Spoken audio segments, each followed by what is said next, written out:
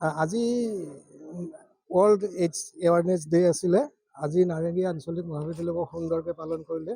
তাত মোক আৰু ডক্টৰ অপূৰ্ব কুমাৰ শৰ্মা আমাক মেডিকেল চেলৰ ফালৰ পৰা নিমন্ত্ৰণ কৰিছিলে। আমি দুজন ডক্টৰ, আমি এইডছৰ বিষয়ে এইডছ কেনেকৈ নোহোৱাকৈ থাকিব পাৰি আমি সেইখিনিত বেছিকৈ গুৰুত্ব দিছোঁ।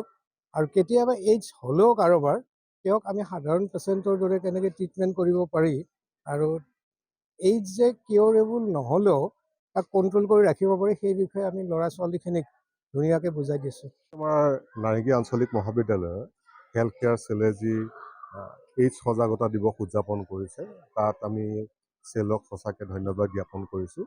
আৰু আমাৰ দুজন প্ৰতিযথা চিকিৎসক ডক্টৰ কলিতা ছাৰ আৰু ডক্টৰ শৰ্মা ছাৰ তেখেতসকলে আহি যি আমাৰ লগত উৎসাহিত কৰি সকলো ছাত্ৰ ছাত্ৰী তথা শিক্ষক শিক্ষয়িত্ৰীৰ মাজেৰে যে এইডছৰ যি ভয়াৱহতা তাক প্ৰতিৰোধ কৰাৰ লগতে তাৰ লগত কেনেধৰণে সহাৱস্থান কৰিব পাৰি আৰু তাক কেনেধৰণে আমি ভৱিষ্যত প্ৰজন্মক তাৰ পৰা আঁতৰাই ৰাখিব পাৰোঁ সেই বিষয়ে তেওঁলোকে যি আমাৰ সাৰুৱা বক্তব্য তথা তেওঁলোকৰ অভিজ্ঞতা আমাৰ আগত ব্যক্ত কৰিলে তাৰ বাবে আমি তেখেতসকলক ধন্যবাদ জ্ঞাপন কৰিছোঁ।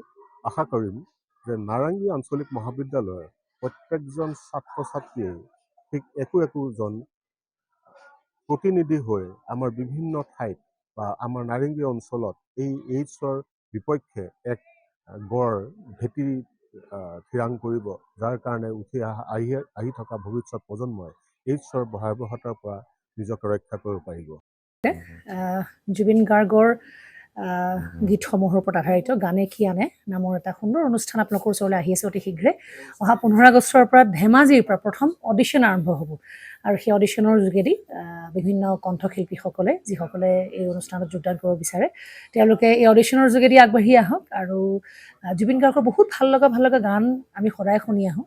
আৰু আপোনালোকৰ যদি ভাল লগা গান থাকে জুবিন গাৰ্গৰ আপোনালোকে গাই ভাল পায় তেন্তে অডিশ্যনত যোগদান কৰক। মোৰ ফালৰ পৰা আন্তৰিক শুভকামনা থাকিল এই সম্পূৰ্ণ অনুষ্ঠানটোলৈ। ধন্যবাদ।